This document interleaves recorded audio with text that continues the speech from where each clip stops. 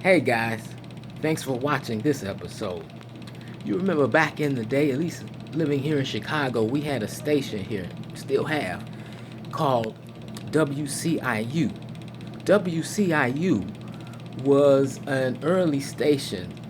It started in 1964, but it was one of those stations that was on the UHF end. Remember back in the day, 70s, 80s, you had the two dials. You had the VHF for the low ends, the channel 2, 5, and then you had the UHF. VHF for low channels and the UHF for the upper channels. Well, this was the first UHF channel in Chicago, WCIU. And it was started in 1964 by sportscaster Tim Weigel's father, John. And on that station, they used to air things like, cultural things, kind of like canned TV does. Polish things, reruns, Lithuanian, Greek, talk shows. By the way, this station was black and white all the way through most of the 1970s. Well, it was this little station that began to air something known as Soul Train, started by Don Cornelius, who was a cop, and someone heard his voice who had pulled over, who had some connections to the radio and film industry, television industry, and they told him to take some classes in the radio, and he did, and ultimately he wound up WCIU. Today we're going to check out where they were in those early days, 60s and 70s.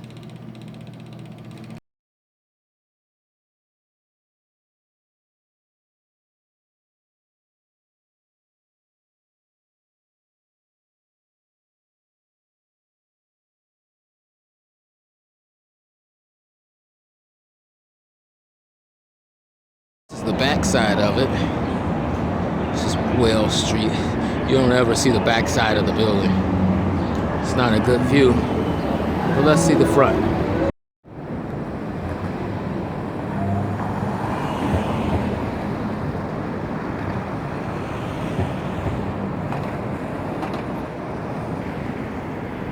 Chicago Board of Trade. Who would have ever thought, right?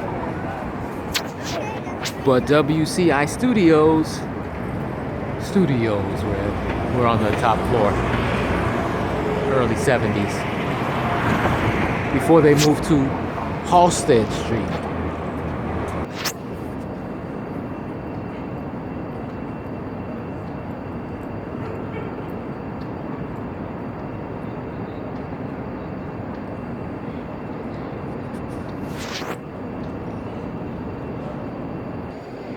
Before Don Cornelius was working at WCIU, he was working at WVON. And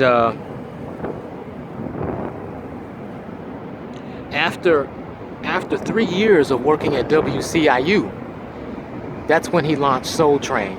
Now, Soul Train was sort of a takeoff of something that he had already been doing earlier in the 60s, was hosting these parties for the kids at the, in auditoriums for them to dance. And he called it Soul Train. So that's where that came from.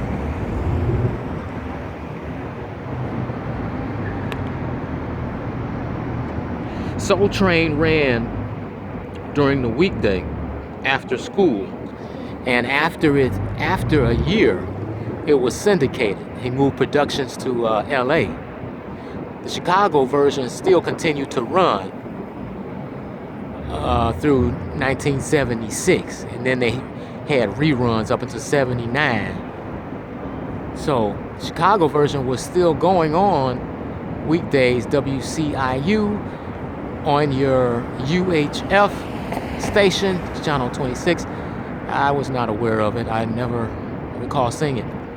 None of the tape, there are no tapes that exist, Don Cornelius says, because the show was never taped. Isn't that sad? Just aired live, but never taped.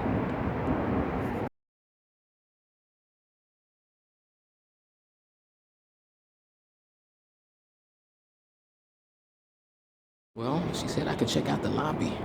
So these would have been the elevators that they took, I guess, up to the top floor or the 41st floor. And then they took the stairwell up to the 43rd floor to the WCIU studios.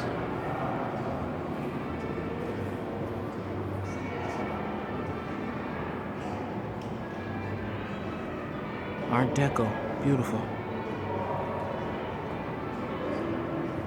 This is where they walked into, folks. Soul Train. I know we'll never get up to the floor. There's another bank of elevators. All this is original. Yeah, it's that.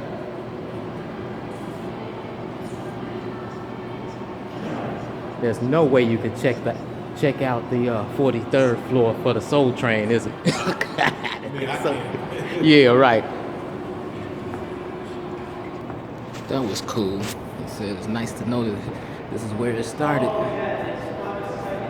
We can't get up to that floor though. He said there's nothing really there.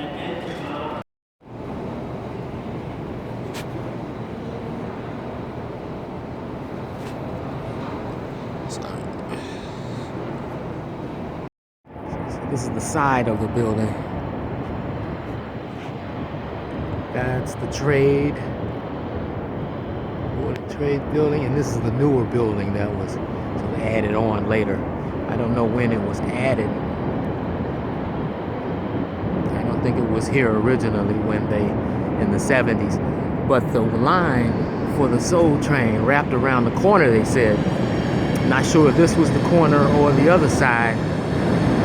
But this was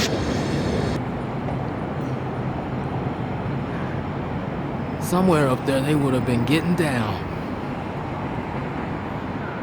Now that studio was 30 feet by 40 feet.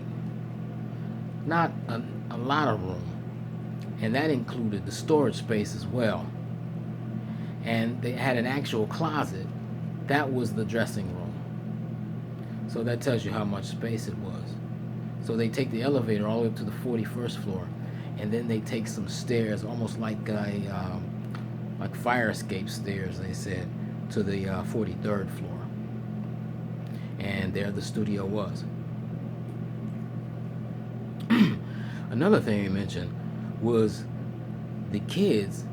The high schoolers, they would sometimes skip school or leave school early just so they could be on channel 26. I can imagine those were exciting times, you know. And some of those kids became local stars. They were even saying teachers giving them special treatment because they were on Soul Train.